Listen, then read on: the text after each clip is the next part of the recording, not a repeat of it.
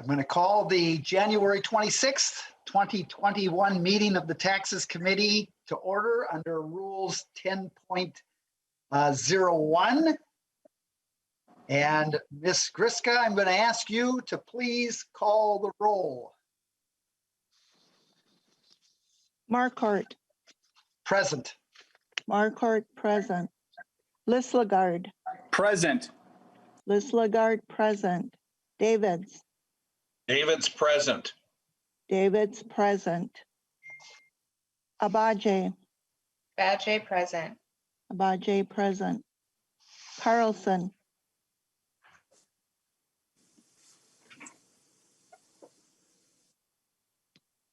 Carlson.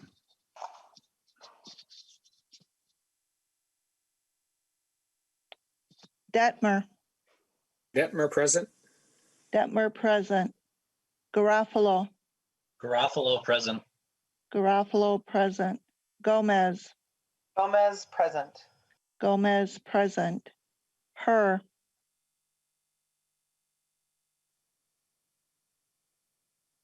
Her. Hertaus. Hertaus present. Hertaus, present. Howard. Howard present. Howard, present. McDonald. Present. McDonald. McDonald, present. Miller. Present. Miller, present. Moran. Present. Moran, present. Mortensen. Mortensen present. Mortensen, present. Robbins.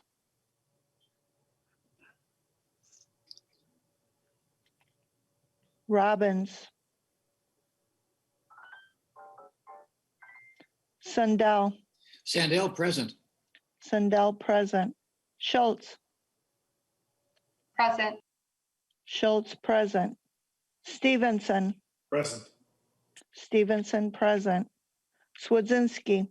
Swedzinski present. Swedzinski, present. Joachim. Joachim present. Joachim, present. Carlson. Carlson present. Carlson, present. Her.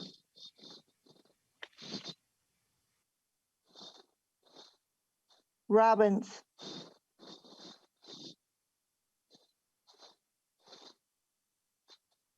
We do have a quorum.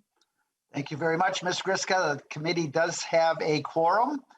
We also have some January 21st, 2021 minutes to approve. Representative Leslagard, would you like to move approval of those minutes? I sure would, Mr. Chair. Representative Leslagard moves approval of the January 21st, 2021 minutes of the Taxes Committee. Any discussion, questions, comments?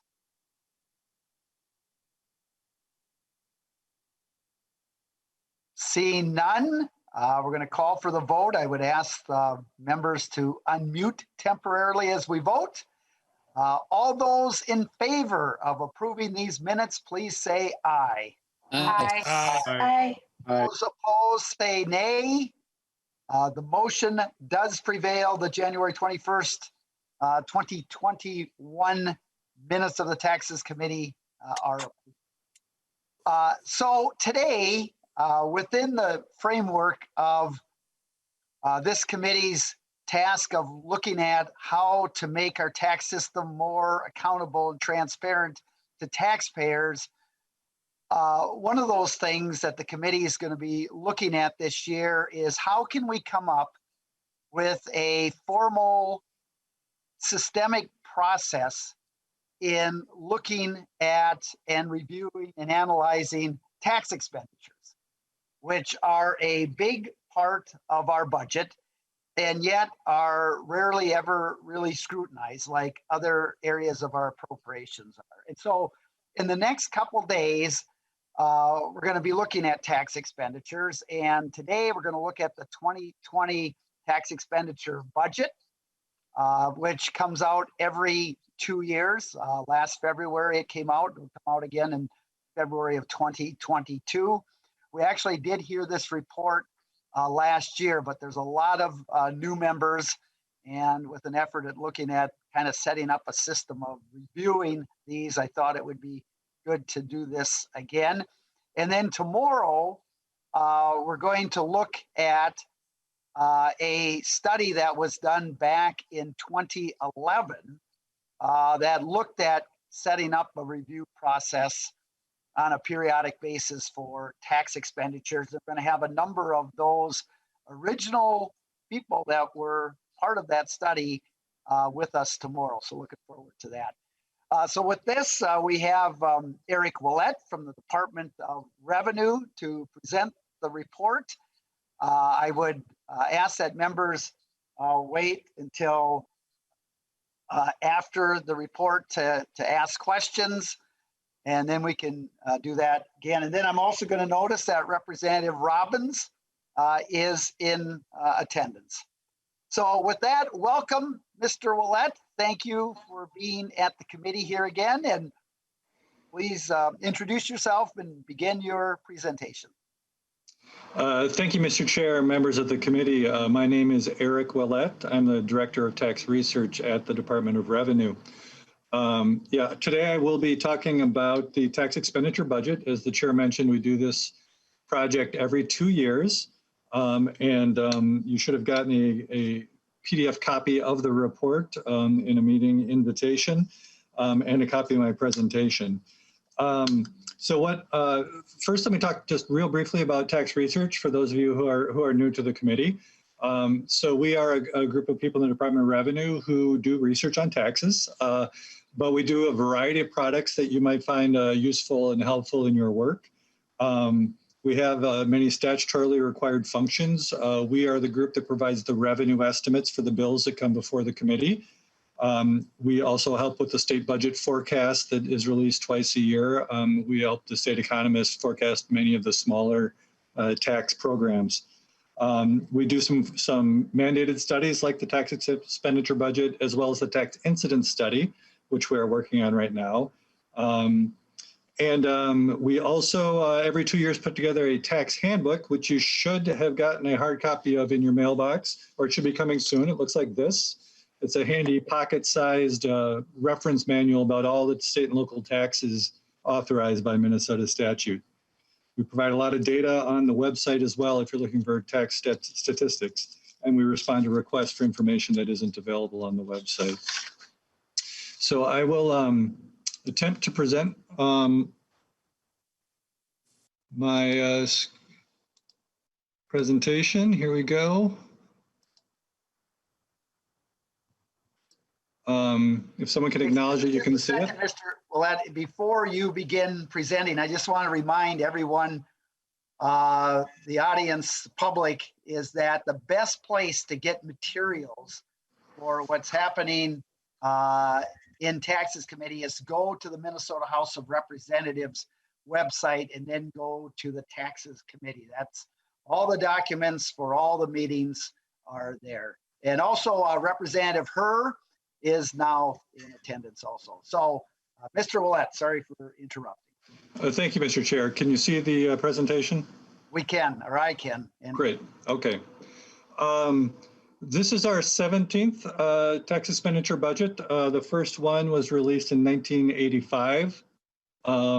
It's due February 1st of every even-numbered years. It's a very large project. The most recent report has identifies 312 separate tax expenditures that are currently in the state tax code. It was completed by 12 of our analysts and an intern, and led by Randy Sanford and Curtis Walker as leading the project. Most of the work was done in the summer and fall of 2019. So just a quick outline of what I'd like to talk about today. I want to talk about what a tax expenditure is conceptually, walk through an example from the study to help you know what you're seeing when you open up the report. And then I'd like to talk about 3 different ways that the tax expenditure budget is often used, from a budgeting perspective, from a tax reform perspective, and from a revenue options perspective. So if the only purpose of a tax system were to raise revenue, then most economists would agree it's generally best to have a very broad base and very low rates. that will minimize the economic distortions of the tax system, and will apply it most uniformly to the economy. But of course, state policy wants to accomplish a whole lot of other goals, and many of those goals have made their way into the tax system. Policymakers want to encourage home ownership. So within the income tax, we have a mortgage interest deduction. We want to help pay for childcare, so there's a childcare credit. We want to recognize and reward our combat veterans, so there's a combat credit, et cetera. Any of these policy goals could be achieved with a direct spending program. However, a lot of our public policy goals have been enacted as tax programs rather than spending programs. So how are tax expenditures different from direct expenditures? Importantly, there's no line in the state budget for tax expenditures, unlike direct expenditures. When you see the state budget forecast, it forecasts how much we expect taxes to bring in over the forecast window. Those revenues are revenues after the tax expenditures have been applied. So the tax expenditures are already factored into the revenues that are projected from the tax. So they're not, the different tax expenditures are not listed within the budget. There isn't a regular review process. For those of you who sit on a spending committee, you'll know that every 2 years you go through the line items within the part of the budget that's the purview of the committee, and you decide what to increase, decrease, eliminate, or create. But with tax expenditures, generally once they're created, they're on autopilot. They just continue into perpetuity. A few have sunset provisions where they are set to expire, but generally speaking, they just go on from year to year without formal review. They're authorized by different committees. Much of our housing and home ownership, for example, policy is set in a housing policy committee, but the tax expenditures are the purview of the tax committee. There's also less public access to program information in a lot of instances. Most of our tax data is non-public. So while we can provide summary statistics on the website or upon request, sometimes it's hard to get information about who's benefiting from particular activities that are done through the tax code. Another important distinction is that it's sort of a difference of perception. If you want to say direct $100,000 towards a particular effort, if you create a spending program to achieve that effort, it will show up as an increase in spending and an increase in the overall state budget. Whereas if you do a tax expenditure, it will show up as a tax cut and a decrease in the overall size of the state budget. And that perception often is one reason why some people prefer to do things through tax expenditures rather than through direct spending. As I mentioned, there's 312 tax expenditures identified in the most recent report, and they're listed by tax here. The individual income tax and the sales tax are the two largest in terms of the number. They're also our two largest revenue sources, not coincidentally. This page shows an example from page 64 of the report of one of our tax expenditures. Number 1.67 in the income tax chapter. This is the home mortgage interest. And you can see the various components in this. At the top is a statutory citation where in statutes you can find reference to this tax expenditure, a description of how the expenditure works under current law. The next paragraph is a short history of the tax expenditure, an estimate of the number of taxpayers who claim or are affected by the tax expenditure. And then at the bottom is the estimate of the amount of tax revenue that the amount of the size of the tax is reduced by the existence of the tax expenditure. Oh, and I forgot I had a build with labels there. Sorry about that. And each of the tax expenditures throughout the report should have these components to help you understand the tax expenditure. So In this particular example, you can see that it's a little bit under $100 million for the home mortgage interest that the income tax is reduced because of this tax expenditure. So just to put that in perspective, you could, rather than if you were to eliminate this expenditure, rather than increase revenues by that dollar amount, you could instead reduce all the brackets tax rates by about 0.4 percentage points. So two different ways of looking at the impact of the expenditure. So what is a tax expenditure? We use 7 criteria to decide whether a feature of the tax system is a tax expenditure. For the purposes of the tax expenditure budget, that is, it's only a tax expenditure if the tax applies statewide. So we do not include local taxes in the tax expenditure budget other than the local property tax. It has to provide a preferential treatment. So some subset of taxpayers have to be advantaged by the feature of the tax system. It has to have a revenue impact. There are some tax expenditures that have impact sometimes and not other times.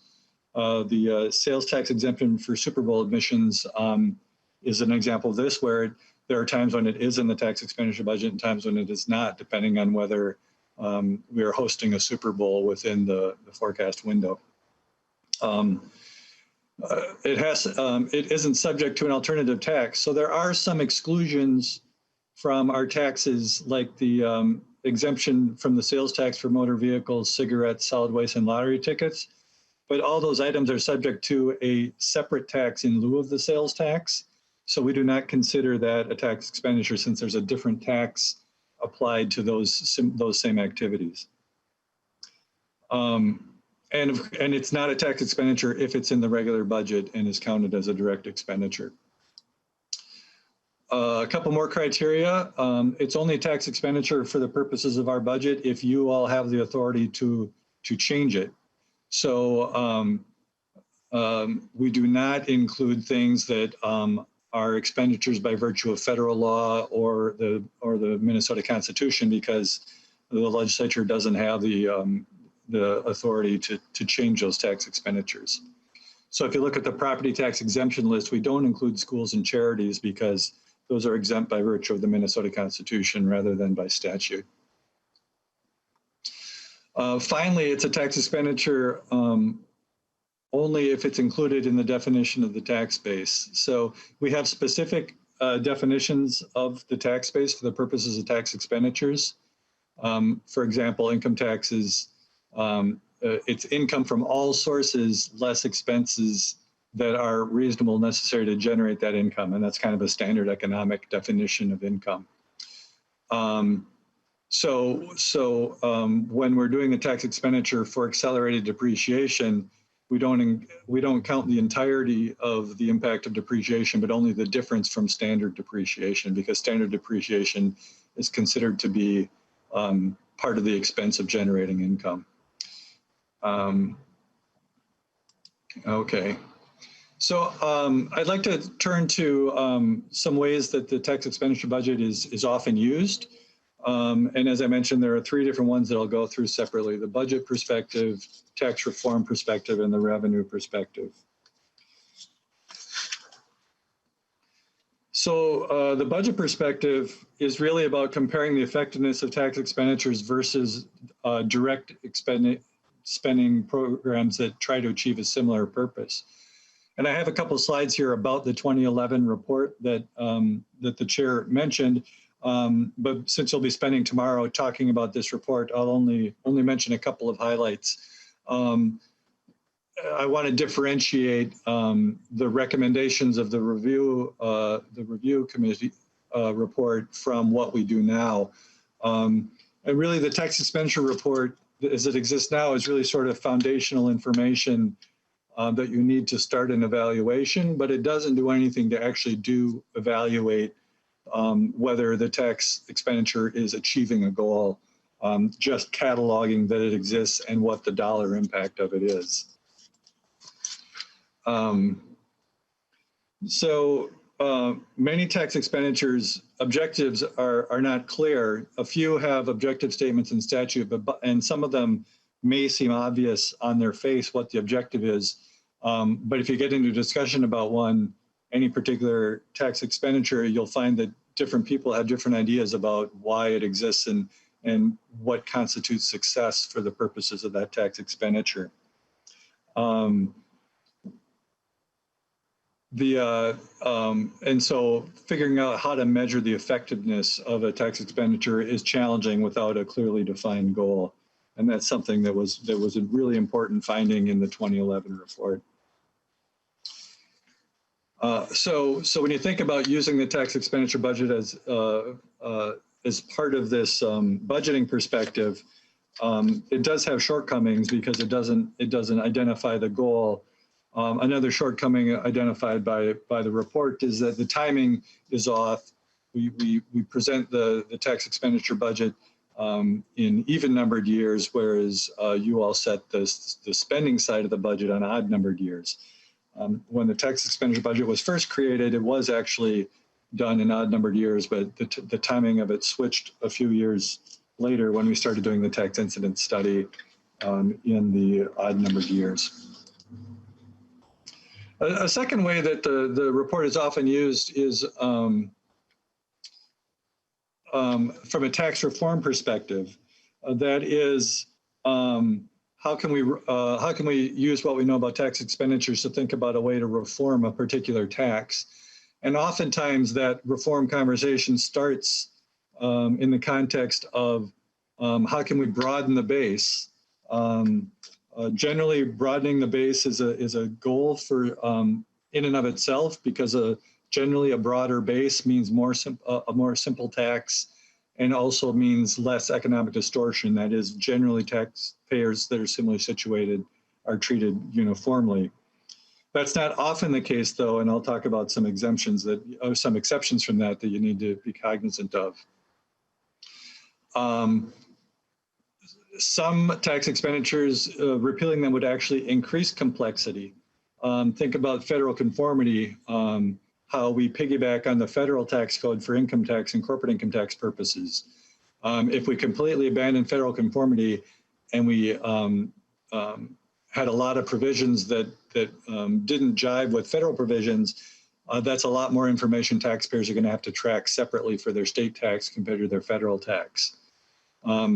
Especially for timing provisions like depreciation. In a worst case scenario, businesses would have to keep separate sets of books for their federal tax and for their state tax. So those sorts of provisions are ones where it's actually simpler for the taxpayer that we have these tax expenditures. So, similarly, some tax expenditures, repealing them would create compliance issues for the department and taxpayers. If an activity or a source of income is not taxed federally and not reported on the federal return and not subject to federal reporting requirements, then the taxpayer may have a real hard time knowing what to put on the state tax form for the purposes of state taxes. So a lot of employee fringe benefits and Medicare benefits that are not taxed federally, taxpayers generally don't have to keep track of the value of those sorts of things. So it's good that we exempt those from our tax from a complexity compliance perspective. A third caution is that a lot of the tax expenditures may interact with each other. So you can't simply add up all the dollars of expenditures in a particular tax type and assume that if you repealed all the exemptions, all the expenditures, that's how much money you would raise, or that's how much you'd have available to reduce tax rates. One obvious example is the various itemized deductions. If you add them all up separately, items 1.64 through 1.69, they total $287 million. But if you were to repeal them all, it would actually only increase revenues by $191 million. Why is that? Because as taxpayers lose some itemized deductions, more and more of them will switch over to the standard deduction. Once a taxpayer uses the standard deduction rather than itemized deductions, then any additional itemized deductions that get eliminated won't change their tax at all. Because they're already using the standard deduction.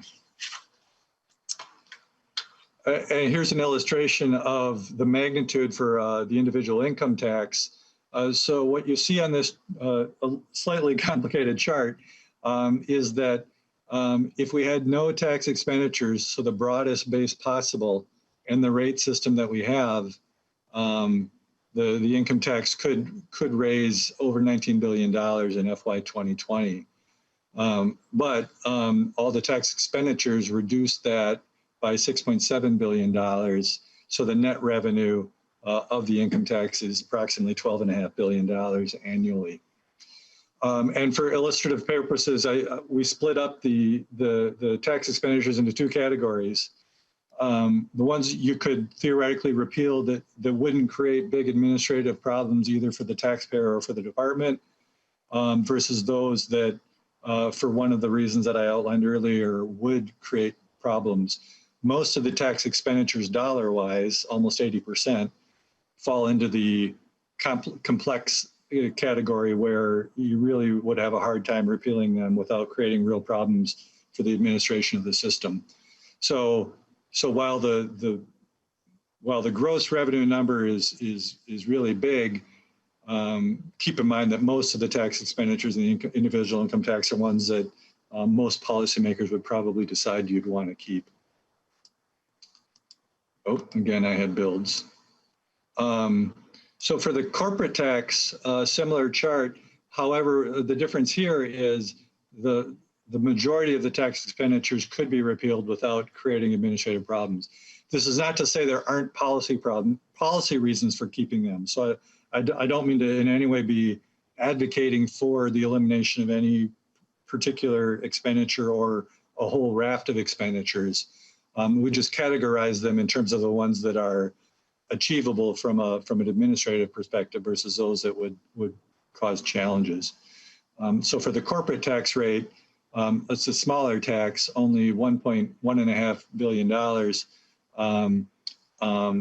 The total tax expenditures being about $900 million, only a quarter of which would be administratively difficult to eliminate from the system. Real quickly, I want to talk about sales taxes. The sales tax, the sort of ideal tax rate of the sales tax is sales to the ultimate, to the final user of the product.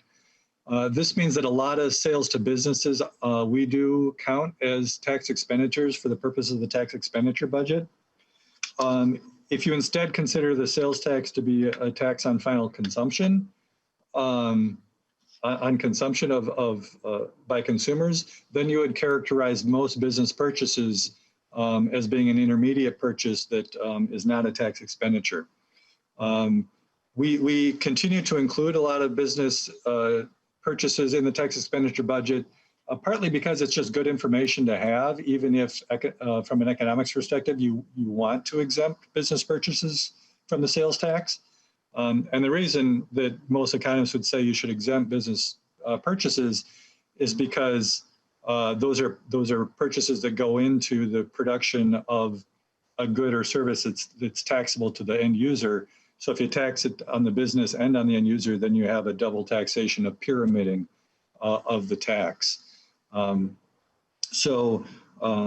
we still think that including in the tax expenditure budget just provides additional information to you and other policymakers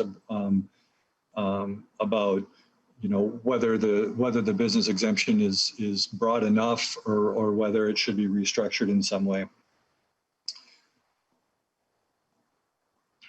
Okay, so we also include a lot of personal services as tax expenditures, and those are listed on one large table in the report. We don't include all, but we include a lot of them for informational purposes. So here's a similar table for the sales tax.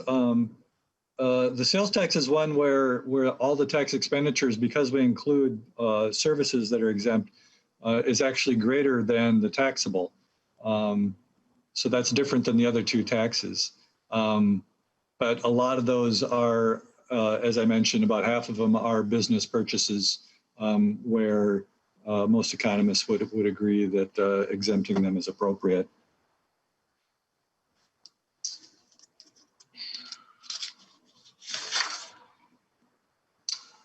Okay, so briefly, a third use of the tax expenditure budget is from a revenue perspective. That is, it's a way to identify potential ways to increase revenue from a tax without increasing the tax rate of the tax.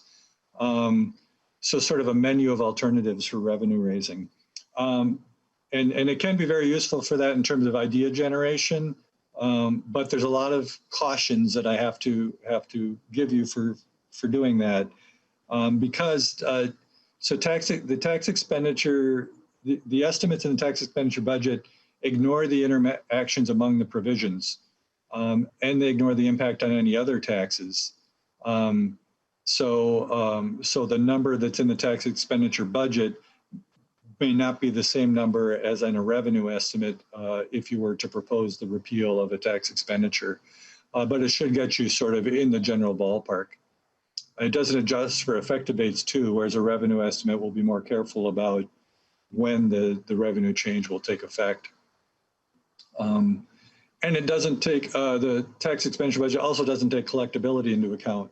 There are some tax expenditures where it would be very difficult to collect them, even if we can identify approximately the revenue. There's an exemption in the sales tax for isolated or occasional sales that is sometimes discussed in the tax committee. Repealing that would raise a certain amount of revenue according to the tax expenditure budget, but know that under our current tax system, it would be very hard to identify and collect all of these. Every yard sale and lemonade stand across the state is included in the isolated and occasional sales. And this exemption is very useful because it's just impractical to actually collect taxes on those transactions.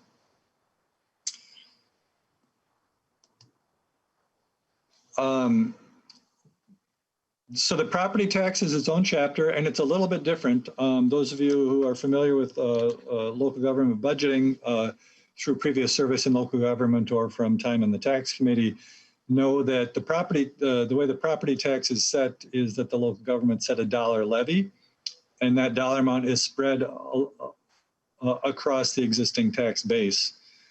So in acknowledgement of that, repealing a tax expenditure doesn't increase or decrease revenues. It shifts revenues onto or off of other taxpayers. So the property tax chapter looks a little different. It has tables that show the shifting among between the benefiting properties and the properties that would be shifted onto or off of with the elimination of a tax expenditure. So just know that the property tax chapter is a little bit different. It shows tax shifts rather than an absolute change in taxes. So this shows the page 188 to 89. This is the table of if we eliminated the classification system and all the alternative tax bases and just spread all of the existing levies on market value, how taxes would shift. Taxes on farm homesteads would go down, farm land would go up, commercial would go way down, and industrial homesteads would go way up. And that just kind of shows the effect of the classification system that we have in place today. And these exemptions, if you were to eliminate the exemption for hospitals, it wouldn't increase property taxes by $113 million. It would increase taxes on hospitals by $113 million and decrease it on other property within the same taxing jurisdictions by a similar amount. So again, it's a tax shift rather than a total change in tax burden. So in conclusion, the tax expenditure budget hopefully will be very useful for you in a variety of settings. If you're thinking about comparing what we do through the tax system versus what we do through our spending programs, it can be useful. for budgeting reform. It also can be useful if you're thinking of ways to broaden the base and reduce rates in a particular tax. And it can be useful if you're looking at ways to broaden the base to increase state revenues. If you are using the report, I encourage anyone who's listening to read the very short introduction. It covers a lot of the sort of theoretical underpinnings that I mentioned at the beginning of my presentation. And it also, and you also have to be aware of these pitfalls so that you don't misuse the numbers.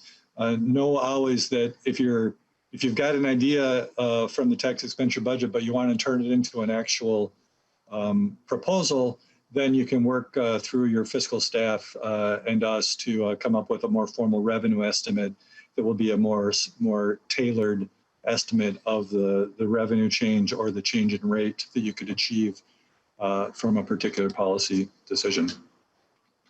So that concludes my formal remarks, and I'm happy to take any questions that you might have. Thank you very much, Mr. Willette. Very good. Are there questions from members? Representative Gomez. Thank you, Mr. Chair and Mr. Willette. I wonder if you can just talk a little bit about exempting services from sales taxes. And like, I think every state does that, but I guess I just wonder if you can talk more about that. You talked about it with respect to the corporate tax and, you know, not this sort of desire not to tax business inputs because of double taxation, but I just wonder if you can talk about the consumer exemption also. Mr. Chair and Representative, you're talking about consumer services and the sales tax? Yeah, so some services are included in the sales tax base, but the bulk of them are exempted. And some of that has to do with the history of the sales tax and how it evolved in Minnesota and in most other states. There are some states that have a little bit broader base of consumer services that are taxed. And this is something that really has changed the nature of the sales tax. If you go back a couple of decades, the economy was much more goods-based than services-based. And the evolution to more of a service economy has eroded sort of the share of the economy that's captured by the sales tax. And that has led to a lot of discussions about expanding the sales tax to various consumer services. Those proposals have come up in Minnesota often, periodically, and sometimes gotten some serious consideration in the context of tax reform. For whatever reasons, in the end, what passes into law has mostly not included expansion to consumer services. But there isn't the same sort of economic argument for exempting consumer services the way there is for business purchases. Does that help? Representative Gomez, does that answer your question? Sorry, it does. Thank you. I guess I appreciate that observation about the big transformation in our economy from a sort of, you know, manufacturing goods based to a service economy, because that's sort of what I'm thinking about. But that's good. I appreciate the answer. Thanks, Mr. Chair. Representative Howard.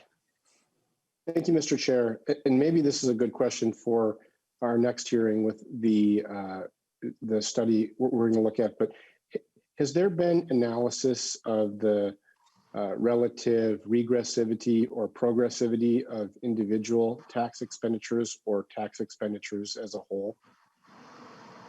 Mr. Willette, I don't know if you can answer that. I know House Research a few years ago looked at that by, eliminating what would be the incident impact and so forth. But Mr. Willette, I don't know if you can add to that. Yeah, Mr. Chair and Representative, what the chair is referring to is a 2013 report, and I think it was done once before that that did a little bit more of an evaluation of a handful of tax expenditures. I don't remember if it was 25 or 50 of the tax expenditures, but they did ask us in tax research to do an incidence analysis of some of those individual provisions. So if you look at that report from 2013, you will see some information about the incidence. That is, what share of a particular tax expenditure benefits people at different income levels. The 2013 report by House Research and House Fiscal is available on the House Research website. And that is the tax incidence portion is something that we did for the report, but the bulk of the work of the report was done by your staff, and it's a very good report. Thank you. Representative Howard. Thank you, Mr. Chair. And we can send that out to members also. So thank you for reminding me of the year, Mr. Willette. I couldn't remember when that was, but we'll get that out to members. Representative Howard. Thank you, Mr. Chair. I think that would be valuable as we look at our overall tax budget and everything we're doing. And then my second question is, do we have a sense of just the use of this tool over time?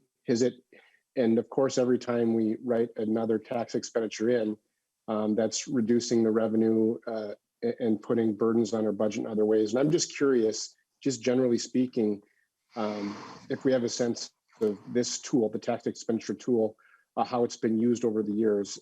And I would assume it's just sort of continue to ratchet up, but any thoughts on it over time? Mr. Willette. Mr. Chair and Representative, your inclination is right that the number of expenditures has slowly grown over time, the number of tax expenditures. Occasionally one will be repealed or sunsetted, but that is generally the exception, not the rule. I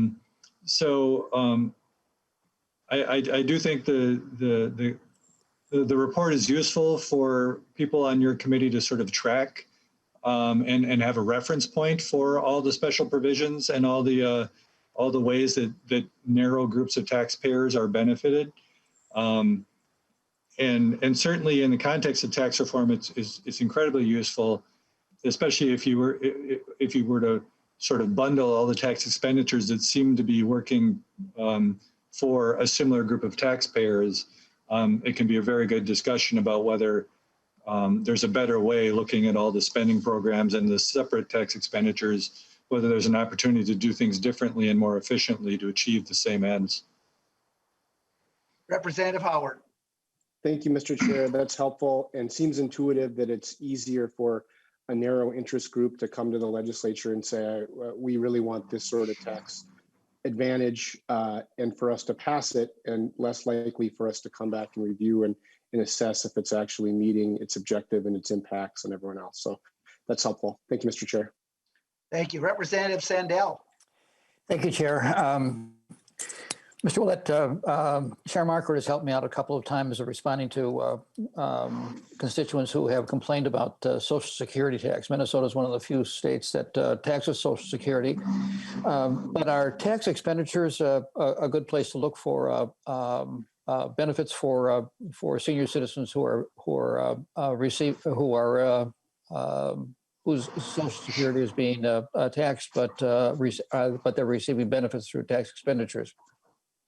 Mr. Willette, I think the question is the Social Security benefit tax exclusion, is that considered a tax expenditure?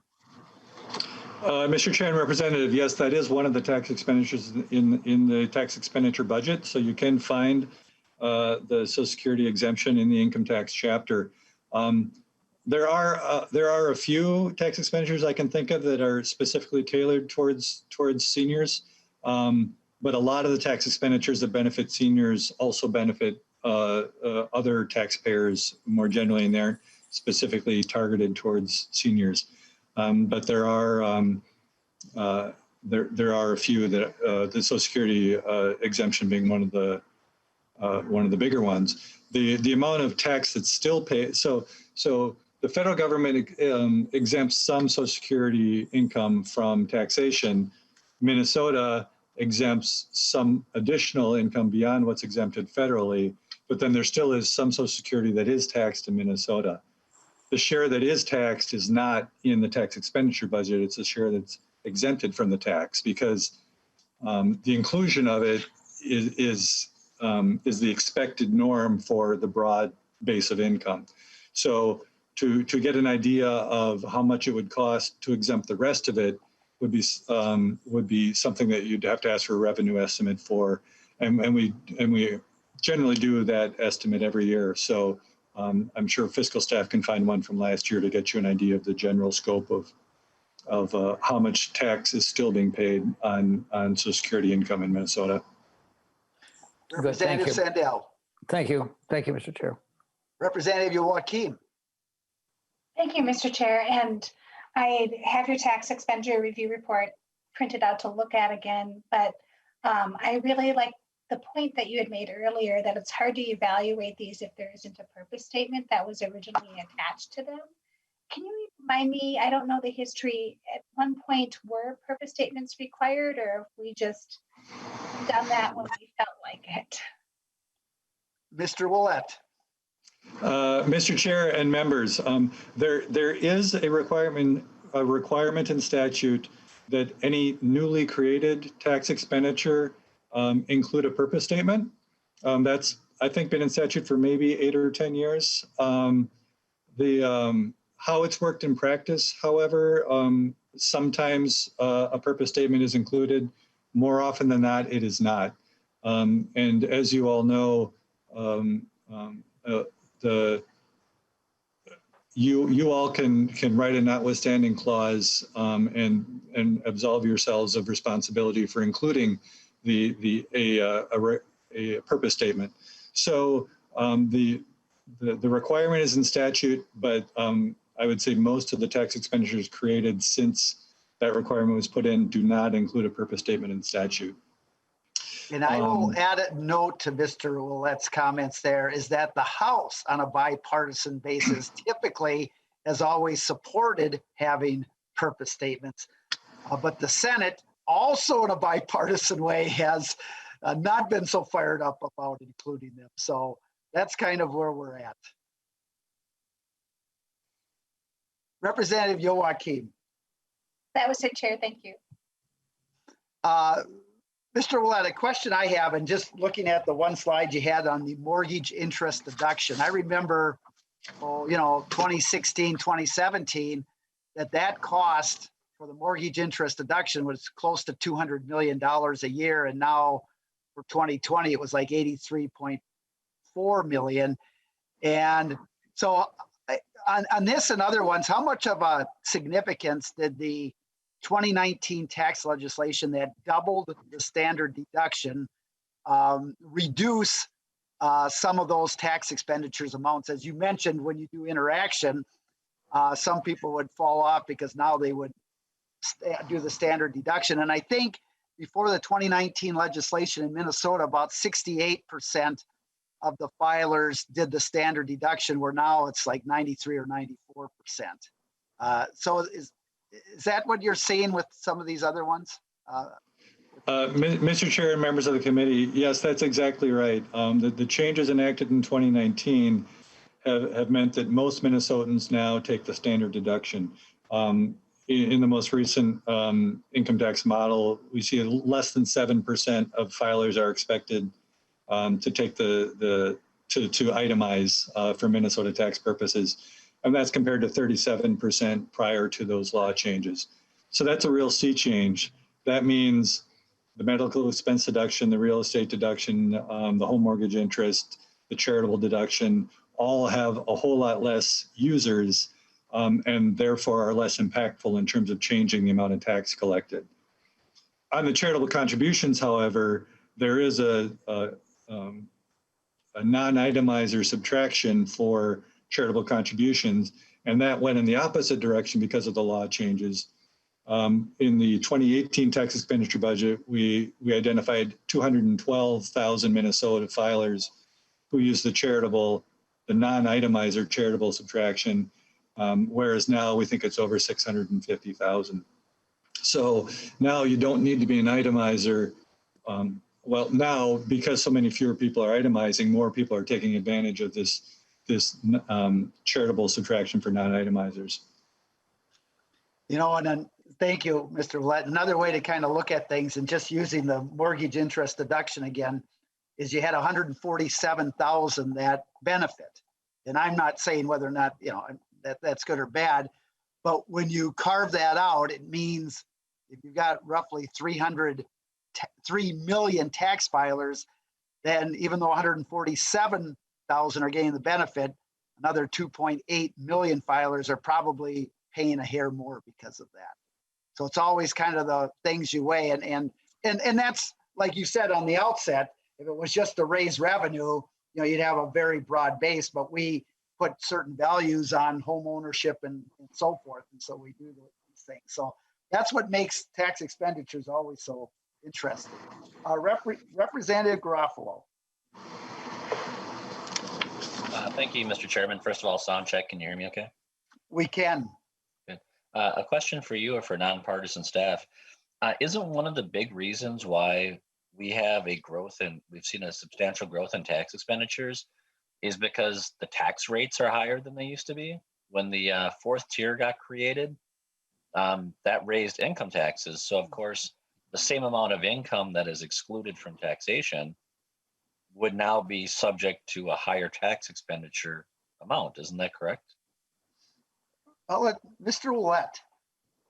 Mr. Chair and Representative, that is correct. The value of an individual tax expenditure would be bigger is bigger when you increase the tax rates.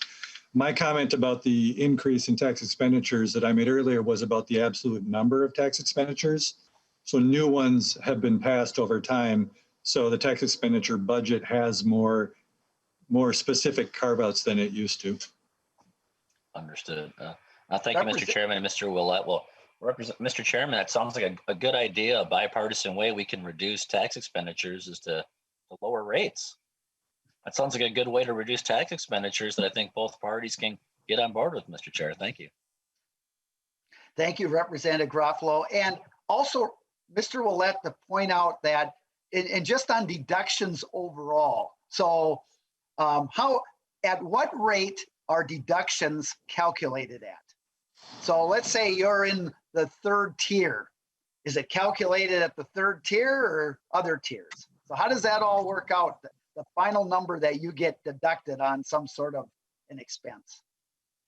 So Mr. Chair, the tax change from the elimination of a tax expenditure would be on the marginal top rate that you're at with your level of income.